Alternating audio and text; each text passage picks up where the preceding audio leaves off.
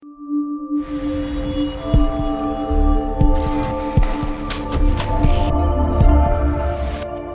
morning. We're here this morning with a hydrant, which some of you call a water riser. We are going to show you how to winterize it with the tools that we have at hand on site here this morning. These are the tools that we're going to use. If you don't have these, I would suggest to get those. What you're going to do, this would be 4 foot in the ground, and you're just basically going to see about this much of it sticking out of the ground under the home.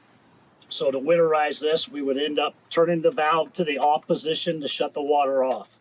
If it does not turn, then we would grab our screwdriver and our hammer, and we would lightly chisel away from the calcium off of the handle so it would free it up. You might also have to work it a little bit back and forth until you get it to start moving. And then once you get it shut off completely and tight, then you're going to grab your pipe wrenches and your crescent wrench here. You got your water turned off. You're going to set your crescent wrench on the bottom. You do not want this to move because it is 4 foot in the ground hooked to a lateral that goes over to your main. So once you get your crescent wrench, get your pipe wrench set properly, and you're just going to unthread the pipe from the hydrant. As you're going to unthread this, you're going to get it all the way out. You're going to set it off to the side for a minute, and then you're going to pull the heat rod that is going to be plugged in under the home. You want to unplug it, pull the heat rod out, set it off to the side, unthread the wing nut. There's a little thumb nut right here. You're going to pull that. You're going to unthread it, and you're going to be careful not to mess up the sleeve that is inside this handle. After you get the thumb nut off, you're going to pull your heat rod sleeve out. You want to be careful not to bend it. You get it out, you're going to set all this to the side. You will not need this when you winterize it.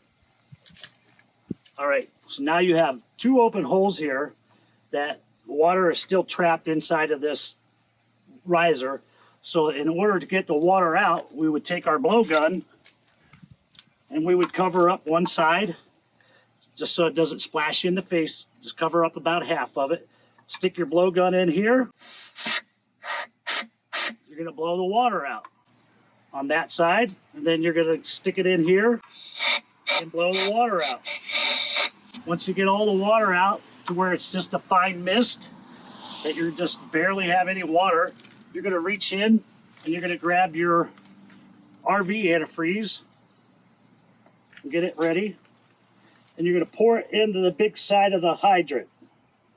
And you're going to fill it all the way up.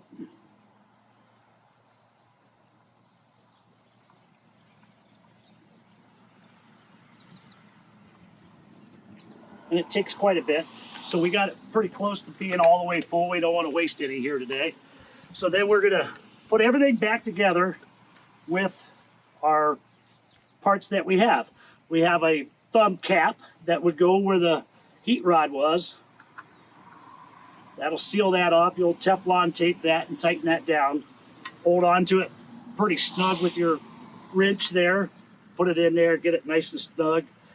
Teflon tape your ends on your nipple. Tighten them in. Get them good and snug. Put your cap on.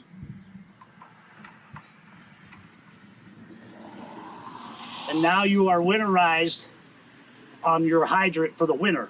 And you can also build a small plywood box, fill it with rolled insulation, and sit over top of it if the lot is vacant. That way you are double sure that you have the winter weather blocked from this. Thank you very much.